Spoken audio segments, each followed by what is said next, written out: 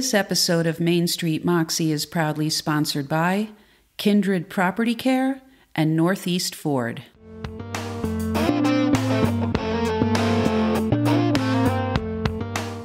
Happy Moxie Monday, Mary. How are you today? I'm fine. How are you?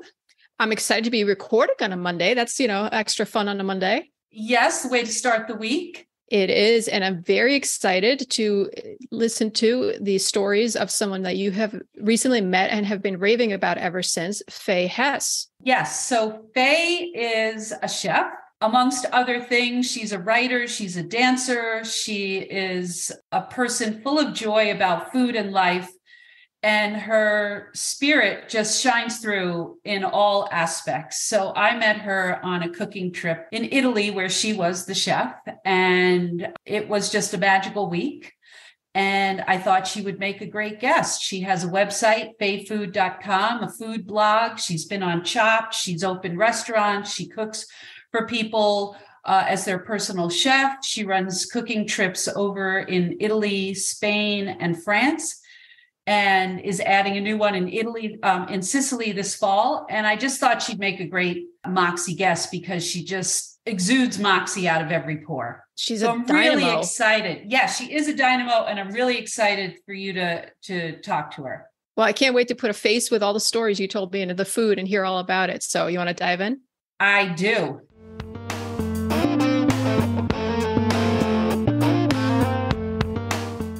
Kindred Property Care is the tri-state area's premier landscape contractor.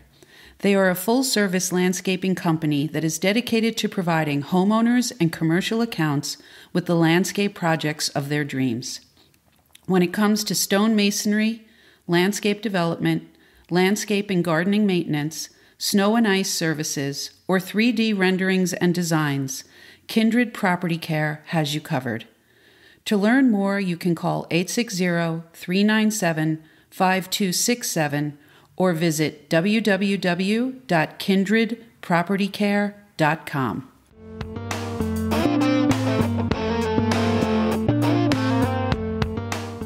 So Faye, welcome to Main Street Moxie podcast. We're so happy to have you. Thank you. So Thorin usually starts us out with our first question for our guest. And so I'm going to toss it over to Thorin. Well, first of all, welcome. I've heard so much about you from Mary, and she raved all about her time with you in Italy. So we thought it'd be so fantastic to talk about Moxie and food. And so we thought, how about defining Moxie from your point of view? I didn't look it up because even though I wanted to, because it's been a long time since I've used the word Moxie or since I've heard the word Moxie, but I've always had a feeling about what Moxie meant. And it was, to me, it's an equivalent, well, not an exact equivalent, but close to chutzpah, this sense that you have of like making something work no matter what, with a certain energy and humor and joie de vivre, that kind of thing. Yes, that's my definition of Moxie. I like that. I like the extra oomph in there. Yeah, they won't be able to see the fist pumping, but it's there. So how have you taken that in your life and specifically with creating food and making amazing food, as Mary tells me? Well, I got to food because my first marriage wasn't working. And I left too proud to, take anything except for health insurance. So when I arrived, I had moved out to Champaign, Urbana. And when I arrived back in New York City, I got a job washing dishes and cleaning chickens. Oh. And as one does. As one does, yeah. And I got really, I don't know, you just start to feel the impact hits you on the second day and like the 96th chicken. And I felt like, man, I got to do something about this. Got a great big garbage bag wrapped around me and, because of all the water splashing on you when you're washing dishes. And this tiny, not even like a full, beautiful bottle of Dawn. It was like this grimy little bowl of dishwashing liquid for all these dishes. It was for, it was catering for film and television. Okay. So I learned to cook only because I didn't want to wash dishes or clean chickens anymore. I mean, I have a university degree, but it doesn't mine didn't in particular, wasn't about to get me a job quickly. Yeah. So he needed a cake for like my boss for 300 people, 5 hours. He forgot to order it. I baked it, and yeah, which was a lot of Moxie, I'll tell you. And it came out. I made this little presentation cake and then everything else in sheet pans. And I was hired as the pastry chef that afternoon, I think. Oh, wow. After the job. Yeah. So that's how I started cooking. And I really loved baking. I always have. In my house growing up, you had to bake whatever you wanted to eat if it was sweet. And I only started cooking because I felt like I need to make some cash, and if I don't add cooking to my repertoire, there's going to be days where I'm not working eventually, I'm sure. So then I started cooking. There were a lot of different, there were like 4 different companies working in these big commercial kitchens in the meatpacking district. And I signed myself up whenever I could to do anything for anybody. And then there was one woman in particular whom I was working for who was such an amazing chef. The other people were like hacks, but this woman was amazing. I mean, but you learn from hacks. That's the thing, especially if you've got Moxie, you just get what you can from everybody. Like, I can cook really well, and I can also get the food out under any circumstances on time, in a panic, but I can do it. Like, no one looks behind the scenes. It's all good. Anyway, so I learned from her really the bones of cooking, but like just how to connect the cooking to your soul type of cooking. And and that's how, I can't remember what your original question was, but that's how food came into my life and why it came in and how I approached it. With Moxie. Yeah. The chef, then, was there a particular style that she was, doing, or a certain menu or palette? Well, she worked in fine dining. So the other guy was film and television. And film and television, that was the thing about film and television, is I learned that so many, like, sort of the skim the top of so many different cuisines. But you're like, the guy was Italian, but his idea of Italian food was like, don't let anyone, anything ever leave this kitchen without red wine, or maybe white wine, but it's not have like that kind of. But we cooked from all over the world, because film and television crews, you have to keep them happy. And so you have to diversify your menu, like just really keep it exciting. Whereas she was trained primarily in French and Italian. Okay. And so that's what I honed in on. And then I moved to Italy shortly after that, because another little bit of Moxie, I met my next husband on an airplane. I spent my last $600 on a ticket for a few days off to go to Italy. And I met this guy on the plane. And after that flight, we exchanged addresses. And after that flight, he asked me to move to Italy.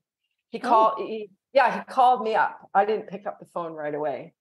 I listened to the talk on the answering machine. I was deciding. I was working it through because, I was a little nervous, but I did. So I knew the guy 5 hours, and I moved to Italy for a summer. And then I came back to New York for a while and then went back and forth. But anyways, while I was in Italy, I really started to absorb Italian cuisine, and that became the foundation of my cooking and my connection to really good food. So I want to, I was telling Thorne when I came back from the trip to Italy to La Marca, right? Yeah, Marche. Yeah. La Marche. Okay. Yeah. I still stumble over that. There was something about your cooking with your hands, how you would taste something, and I could see the wheels turning up there, and I just wanted to get inside your head to see, what is she thinking about right now? And that it was a whole body experience for you. Yeah. And when you talk about cooking getting into your soul, was that like an epiphany? Was it a slow boil? Was it always that way? Or did you hit a certain point and it's like, it's in my soul? I think it's very, and you know that I do this a lot, I equate cooking with love, but for me, it's one and the same. And it really happened one and the same, where, that thing that happens when you meet someone, and when you first meet them that, like something just happened, and a similar thing happened when I started cooking with this woman, Marjorie Wolfson, where the food started to enter me. And she had such a love and passion and connection to the food, and just like I will do anything to make this delicious, and get the best ingredients, work on through the night, just whatever it took, like that kind of commitment. The same way where you could be like, oh, I'm not moving to Florida for that guy. Like, no way.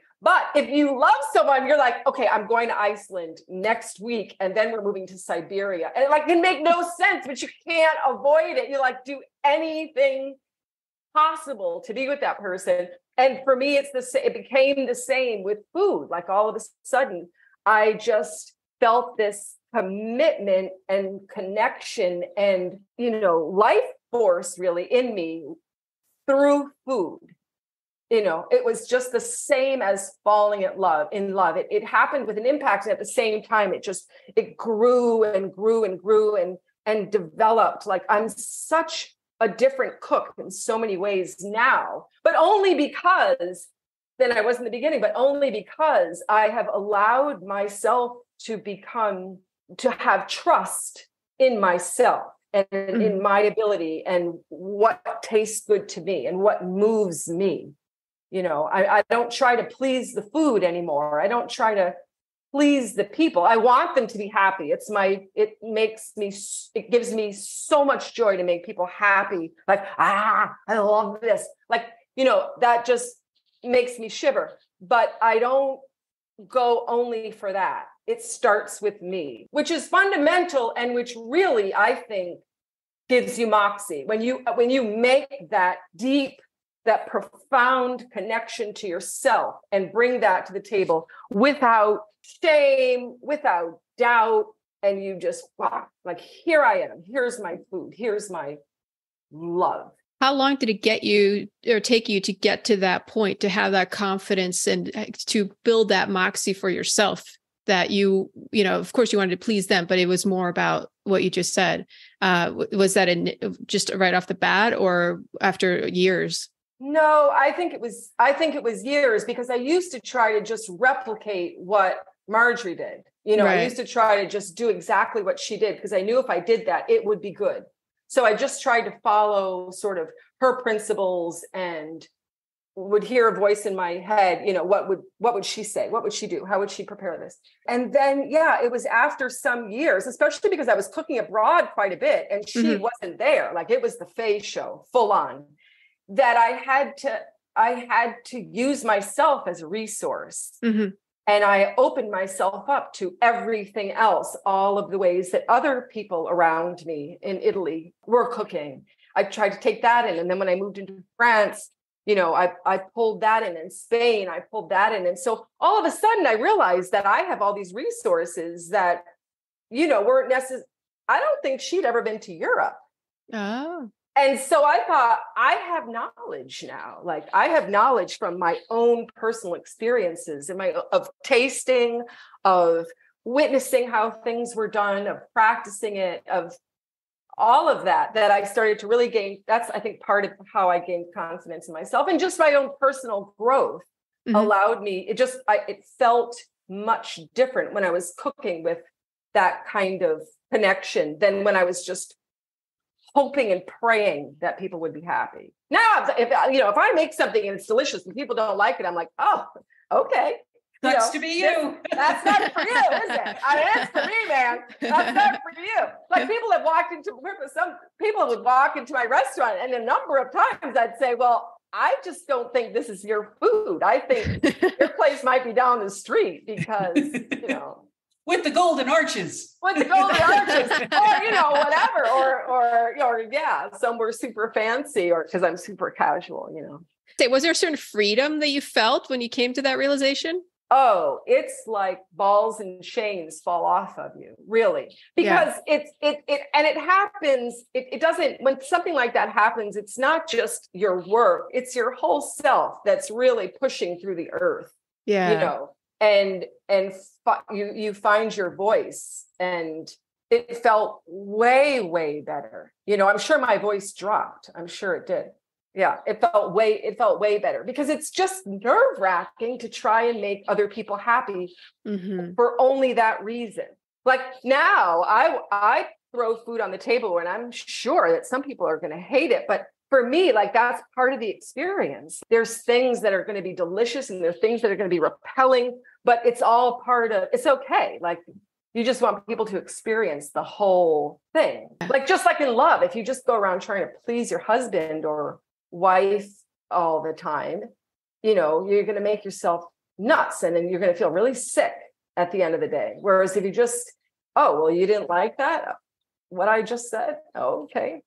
You know, it's just, yeah, and then you can go to bed and go to sleep and talk about it again the next day. But you feel really good that you know what you said. You know, you're connected to that. You'll listen. But to how somebody else cooks, of course you will. Of course you have to, because your food is always growing, you know. Yeah. But you don't want to just box yourself in to only do it the way that somebody else says it should be done. Another thing I observed about you in your cooking, I watched you all the time in the kitchen. You thought I was just having wine. That's it.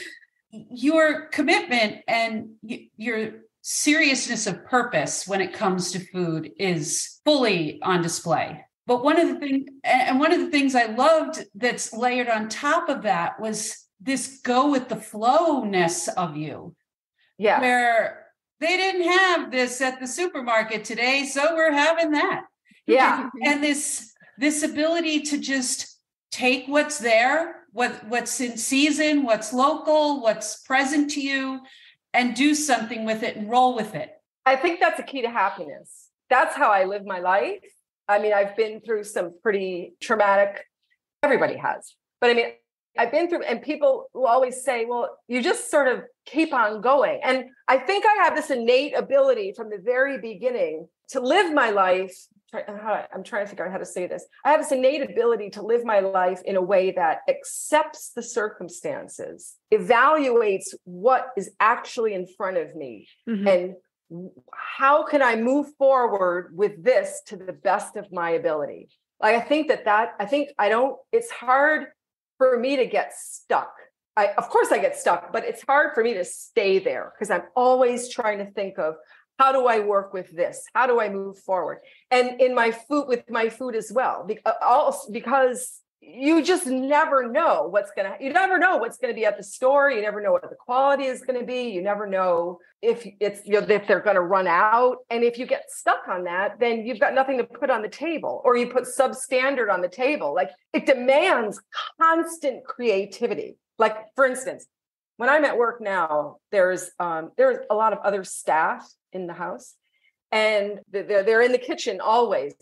And sometimes I can talk. I love to talk. I mean, they're my dear friends, but I love to talk. But sometimes it's really important. And I think this may have even happened in class, where I'll say, okay, I cannot talk right now, because I am constantly thinking, reworking, rewriting the menu, rewriting how things are going to show up on the menu. Like the wheels are just constantly turning, and I need so much focus because my brain is so small. It's fluid, but it's so small that, I really need every brain cell that I've got to make that happen. And so it just sounds terrible sometimes. I'm like, I cannot talk to you now. I'll be back in 10 minutes. That's how I make it work. I love that, because we all have those moments where we need to focus completely, and to be able to say it and box yourself off for a while, close the door. It's necessary.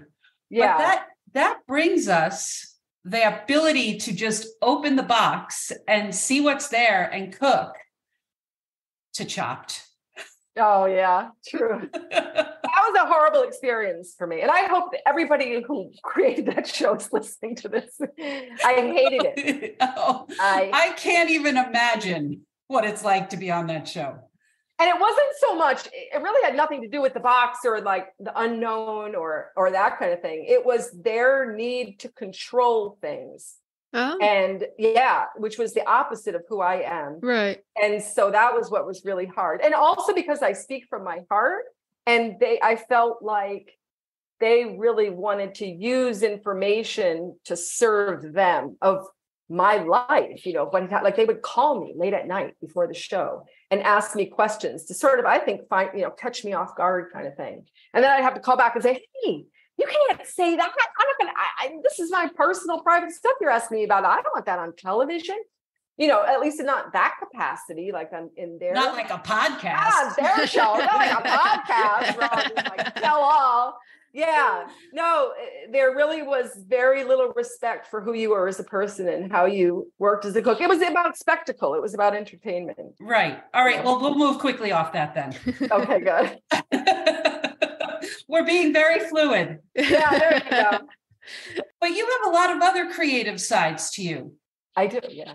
So do you want to talk about how those, like the dancing, the writing, how those kind of weave in and out? Yeah. I mean, I would say my first most creative other is being a mother. I think that I have been one of the most creative mothers, I mean, probably next to mine, but that I know of. When I look back, I'm proud of all the jumping through hoops that I'd never expected to jump through, and finding ways to do things that made sense for my son that weren't necessarily acceptable even to the system. That is something I'm hugely proud of. I also write, and I've always written.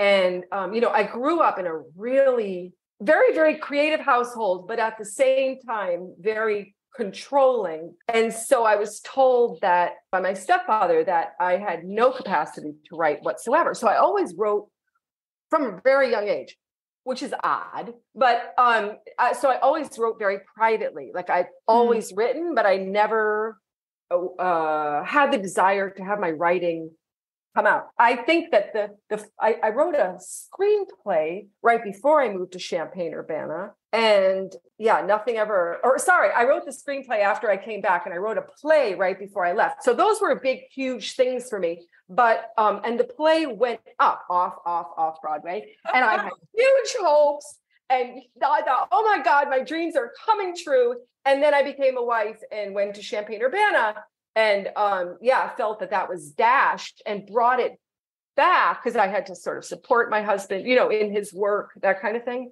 Great guy, but just needed a lot of support. And then when I realized that there wasn't enough room in that support for my life, came back to New York City. Right before that is when I started my radio show. So I wrote that, and I wrote monologues for my radio show of women speaking from their kitchens. And when I got back to New York City, I performed at open mics, and people would hire me to perform at open mics. So that started going really well. And I got my radio show on WBAI in New York City when I came back. So my writing really started to flourish. And then my schedule just got really tight because I got married and I had a baby. But I brought it back recently in a really big way. I wrote another screenplay, a full-length screenplay, and I submitted it to a festival, and then rewrote it and submitted it to another festival. And it's about my life. Like, it's really, really, really about my life. So the huge thing, I think it was so critical to who I am now, even because I was so afraid to write it. I was so afraid to write the truth. Everything else that I had written, there were truths in there, but the characters, flourished or sort of came to life in a way that there was no obvious connection to me. And this was full on me. And I was so scared. I literally would lose sleep over writing it. And then, I don't know, I just thought, if I'm going to have the courage to live as who I truly am, then I need to find the courage to put this out into the world, like to give it to somebody to read. And so I did. And the world didn't stop turning. You become so narcissistic in fear, really. And I'm just so happy that, that I did it, because it got way better in the rewrites. And I feel much more confidence now in writing whatever I want to write, however I want to write it. Like if you fail miserably, it just feels like part of the process, you know?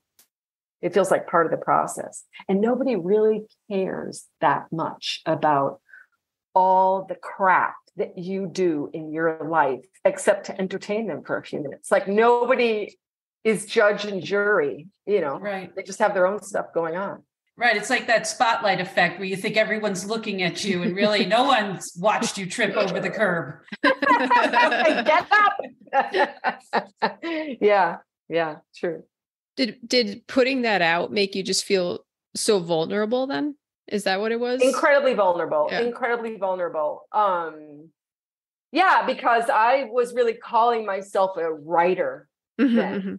You know, I was submitting to places where only writers submit to. Like you can't submit to, I don't think, to a film festival unless you really believe in yourself, you know, in your writing. I joined writers groups to read the stuff and give me a little bit of feedback. And I don't know, they seemed entertained by it. They seemed to get into it. They seemed even moved by it sometimes. So it gave me a lot of courage. Yeah.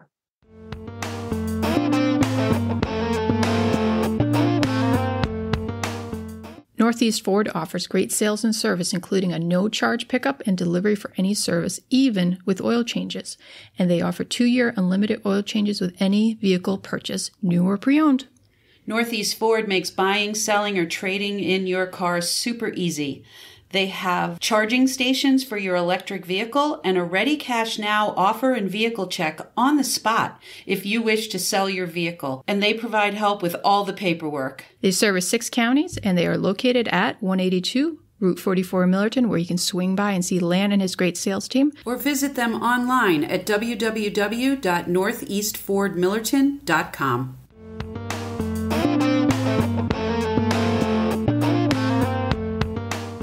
I tend to do things, not always, but I tend to start out on small scale and kind of like test the waters, then just like jump in big time. Sometimes I just like jump in, but a lot of times I try to, you know, just sort of test the waters a little bit and then just go for it. Like dip your toe and then run, like fly into the ocean. You know? I think that's using the curb again. It's easier to fall off a curb than fall off a cliff. Like if you failed, you're not falling as far, and you know exactly, you can isolate more readily what was it that didn't work than if you just jumped. Right. Like it makes no sense that I have the jobs that I have as a cook with the skills that I have, or that I've opened a couple of restaurants, cafes, just zero sense if a person were really to make an evaluation when I started. But I just always had the feeling, especially because I grew up with somebody who always told me that I couldn't do it. And then when I left home, like I got into college and I graduated really well. I thought, well, if you listen to somebody else tell you that you can't do it, you'll just never try. So you won't know. Like I just thought, what's the worst that can happen, you know? And so then I just became this person who did things just because I wanted to see if I could, not to prove that I was the best, but just to see if I could start, you know, and then what would happen? Like that's kind of how I approach things. I don't expect anything at the end, like in relationships, in my work, none of that. I think that's what makes me fearless. Is it proving more to yourself than in anyone or anything else? It's not really even proving to myself. I don't do it to prove to myself that I can do it. I do it in a way where I just want to see if it can be done and what that looks like and how far can I go with this. Assuming and expecting that there's going to be failure in that. Or, you know, which to me, failure just means like it's not working out the way you imagined it would. And so you have to recalibrate, recalculate, you know, and keep moving. And what about dancing? Yeah. So dance, I grew up as a dancer. Terrible. I was so bad. I mean, there may have been something. I had something somehow, but not in a way that was going to make me a professional dancer, which is what I initially wanted. But it gave me joy. It gave me a lot of joy. And recently I had breast cancer. Yeah, totally out of the blue. And it was, it can be devastating at certain points.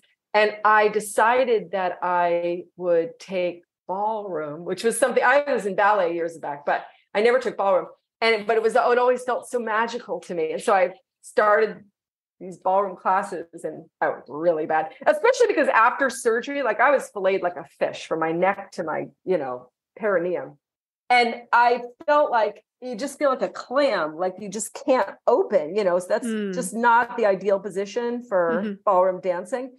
And, as I was healing, as my scars were healing inside my body, I, the physical scars, I started to just open up, like stand up, and with all this joy of flying around the room, in tango and Vienna waltz or Viennese waltz, whatever they call it. Yeah. So it's been a huge, and I continue to commit to failing miserably at ballroom. Yeah, but I love it. I really love it. Do you have a gown? Oh, no. I don't even have the shoes. I have these flat little velvet shoes. And one of the first things they told me when I got my beginner's certificate after 6 weeks was that I have to get new shoes. And I just felt like getting new shoes is like getting a really good knife. It's like when you work with that knife and that knife becomes an extension of your hand, like you're committing to cooking, And when you get the real shoes, like it's going to be me committing to dance in like a whole new way. So just last night, I decided that today I'm going to go to the Capizio store on 53rd and Broadway and get my shoes. Yes. Yeah. Will they be glittery? I hope so. I love it. I want some bling. Yeah. Oh, that's lovely. Thank you for sharing that. It was so beautiful just how you took that experience that could have devastated so many people and you used it as an opportunity to go with your, expression, artistry and dance and combine the two. And just physically, I know our listeners can't see it, but how you just showed us how you opened up. It gave me goosebumps and it was just so beautiful. So I just want to say thank you for that. Oops. Yeah, it was quite an experience. In my experience, anyways, the cancer, I don't know, it's probably always unexpected, but it takes you down in a way where you really don't know what the map is. You don't know what's in front of you. You don't know how it's going to affect you. You don't know. And then to have all that surgery along with it, which incapacitates you, like you cannot move, and your brain, it doesn't work in the same way for a while, and there's a lot of medication involved. And, if you can step through that with just being so happy when the food shows up at the hospital, because you can eat, you might not be able to reach the food because it's not quite where you can get your arm to, but that you can digest it. They said you can eat that food. And when you can figure out how to pull that tray close enough to get to it, that just made me so much happy. That made me so happy. And then the simplest things become huge, I just got my doctorate. But instead it's somebody brought you a bagel and cream cheese from Taj Bagels, which is they make the best bagels, I think, in the city. And just the taste of that in your mouth, that you're alive and eating a delicious bagel and cream cheese. It just takes you to the next step. It takes you to I'm going to get through this. Yeah, I'm going to get through this. And the way people show up for you, Yeah.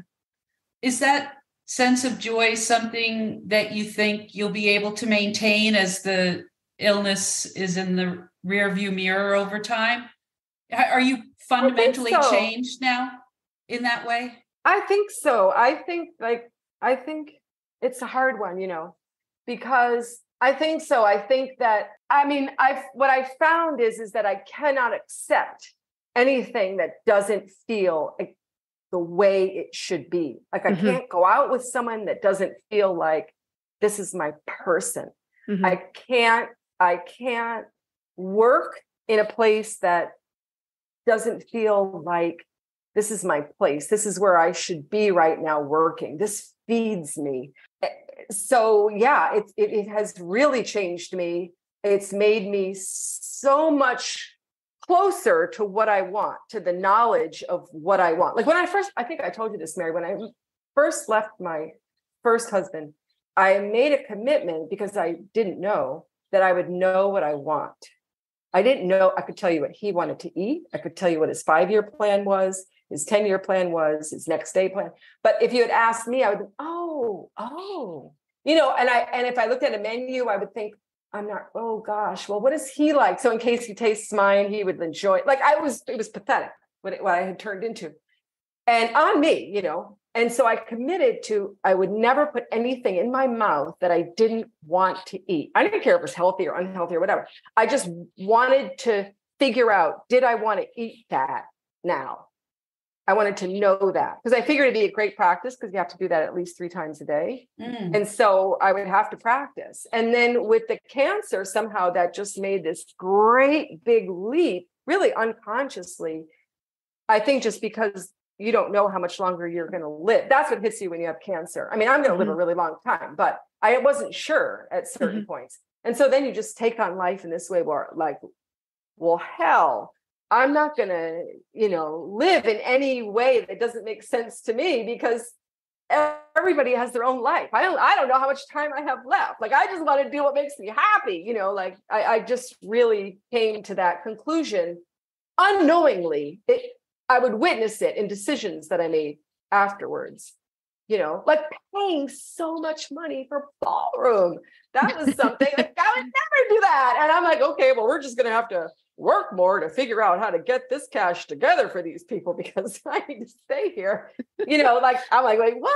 Because I'm the kind of person that won't pay 46 cents if there's milk down the road for 38 cents. I'm my mother's daughter for sure. I'm going to switch gears a little bit. There was something in your blog that caught my eye, that you have a genetic disposition to consider a use for everything. That's correct. That's also my mother. Yeah. That is also my mother. Yeah, everything. I just naturally, it feels like, don't want to throw anything away. And that's also what makes it a lot easier for me to get my job done because I'm really resourceful. I'm really, really, really resourceful. But I feel like that must bleed over into all parts of your life. Yeah, it does. It does. In my relationships, in everything. Like if you could see my apartment, like I'm reduced to, I would say 20 by 10 feet for my main room and then 10 feet for my bedroom.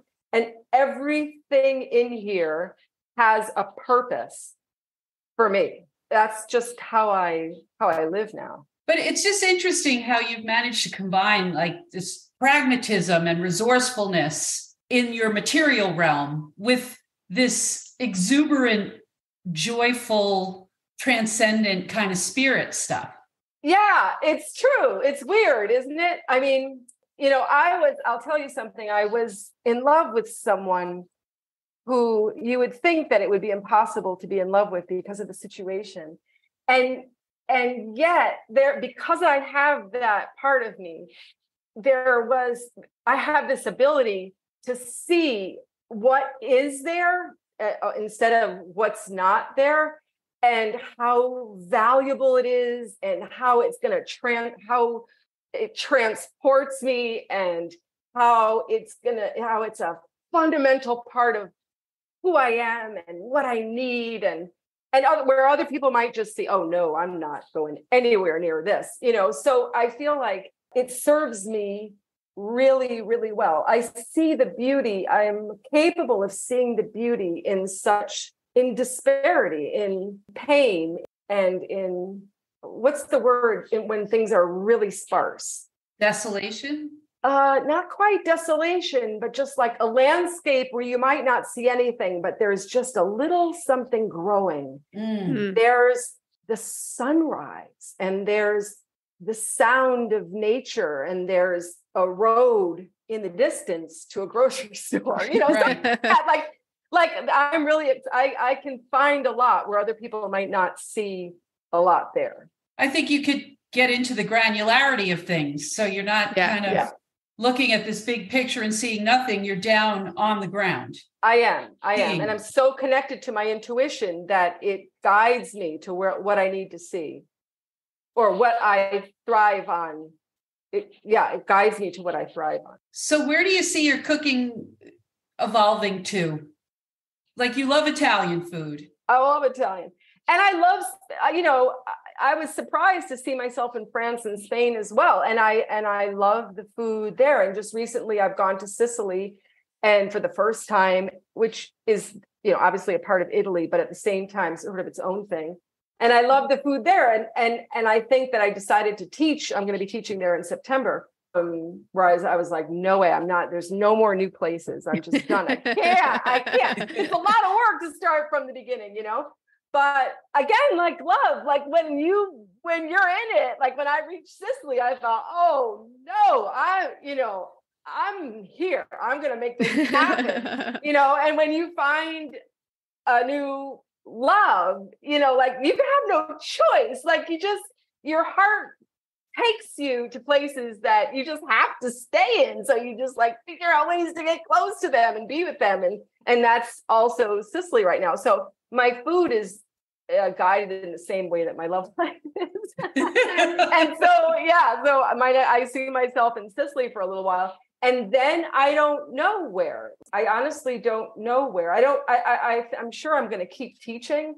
I'm not sure I'm going to keep cooking privately. I think I'm coming to an end of cooking privately, but except for even more private. Like I think that my cooking is going to become for friends and family if I ever stop teaching.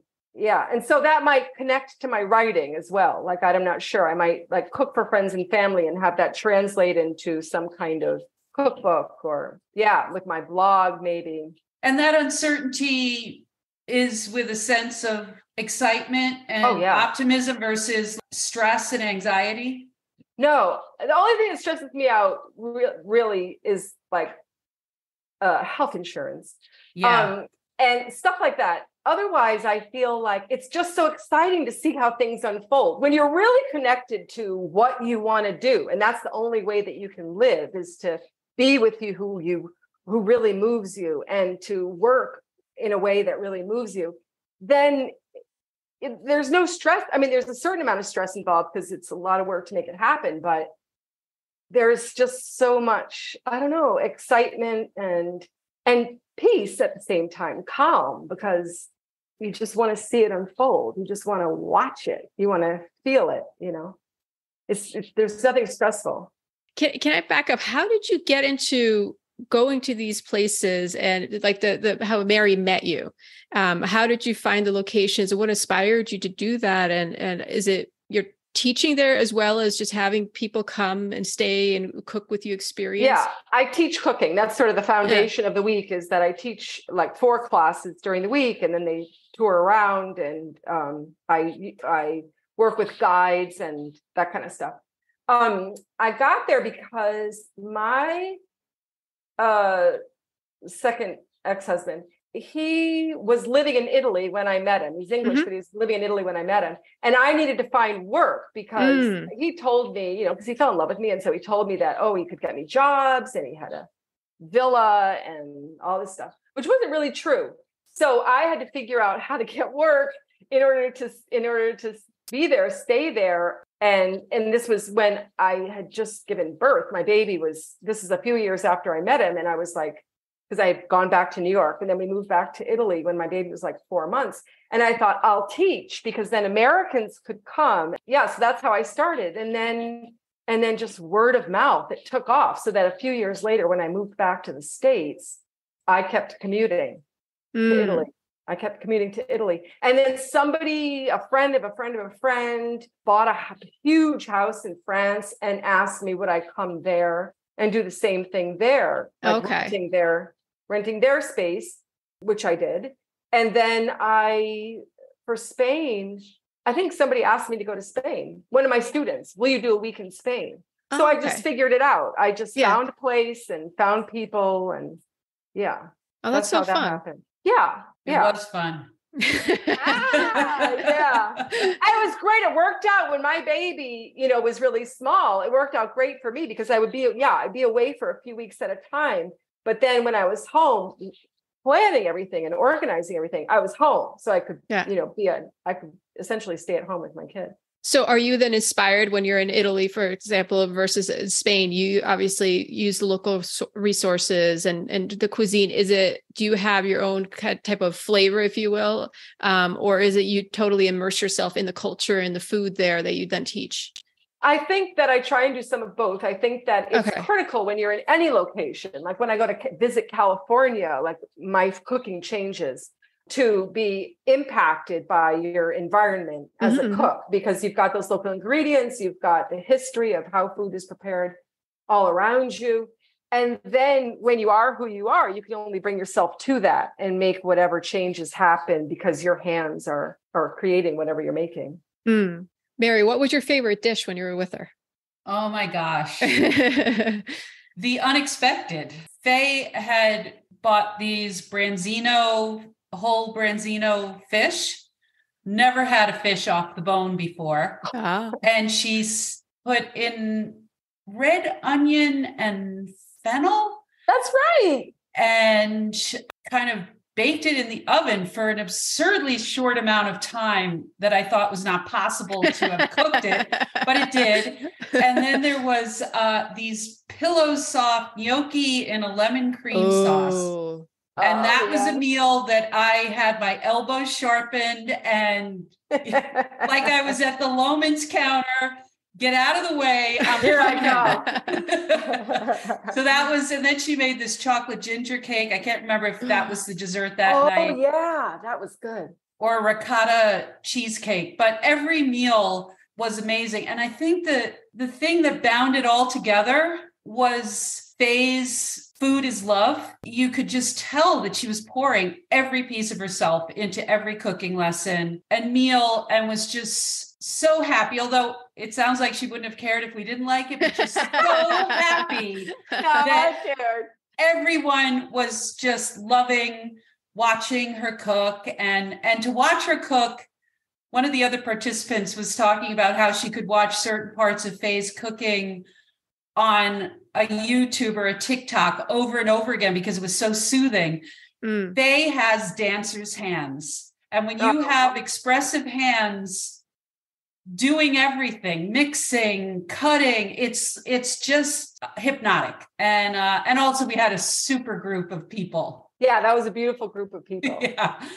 People are always shocked by how much I touch stuff with my hands. And I always say, like, if you really love somebody, can you not touch them? Like, you can't smell them. Like, you just have to glue yourself to them, And I always try to get people to really attach themselves to food. Yeah, so that's something I definitely took back in my observation. I haven't done so much in the kitchen this hot summer, but come the fall, when kids are all out of my head, I will be testing those recipes. But it was a magical time. So Faye, we're at this point where we finish up the podcast with, if you had a little piece of advice for someone who is a cook or not a cook, just someone trying to move their own Moxie in a positive direction, what would you say to them? I would say to always try to find the faith in yourself. Always try to get closer to what moves you. And that will move you forward in a direction that you'll always be happy with. Okay, I can try that.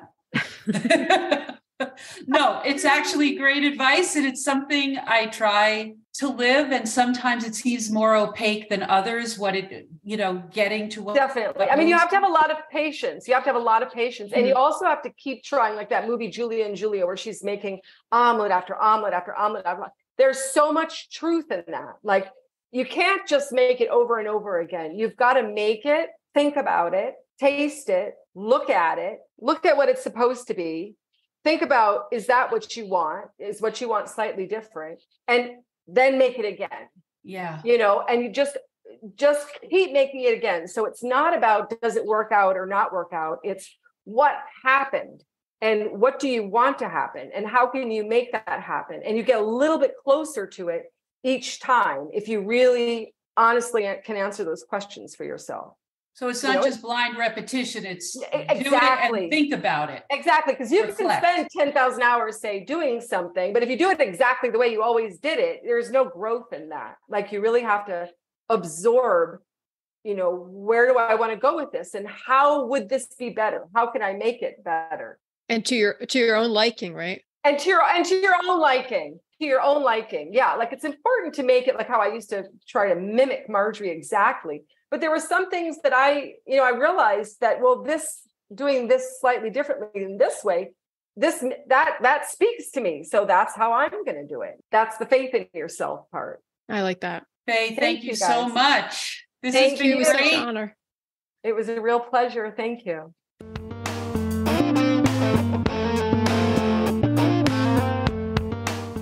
So, Thorin.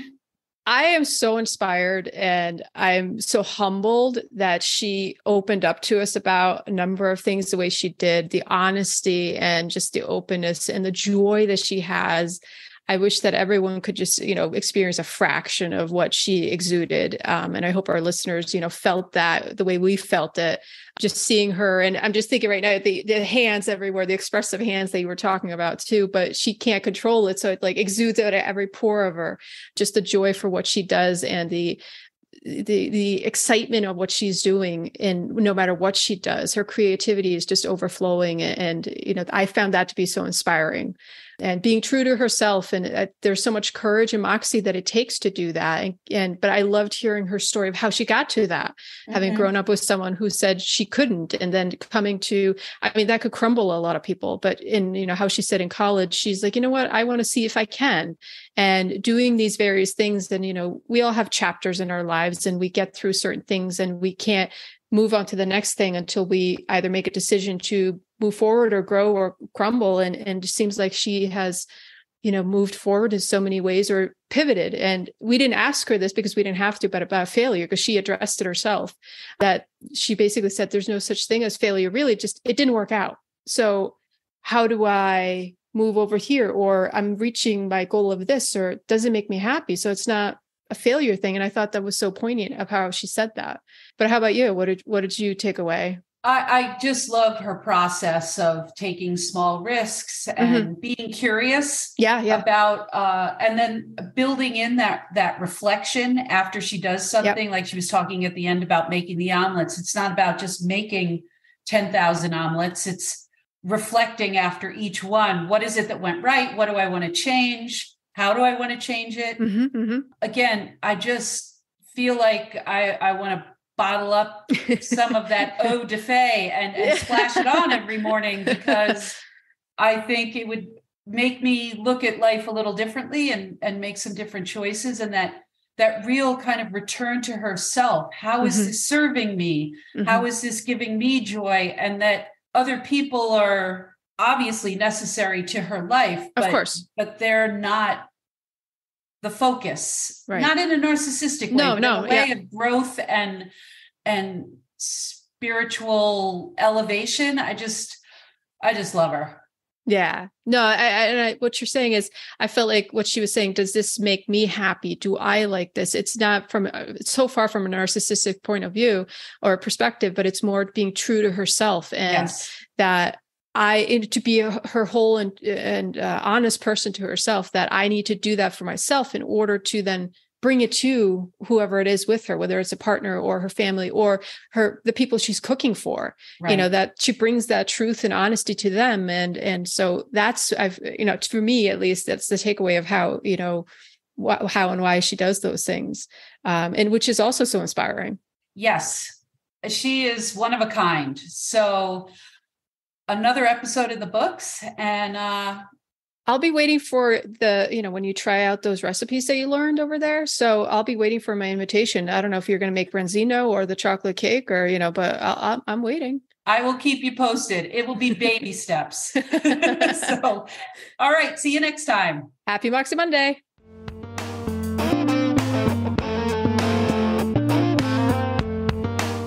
This episode of Main Street Moxie is proudly sponsored by Kindred Property Care and Northeast Ford.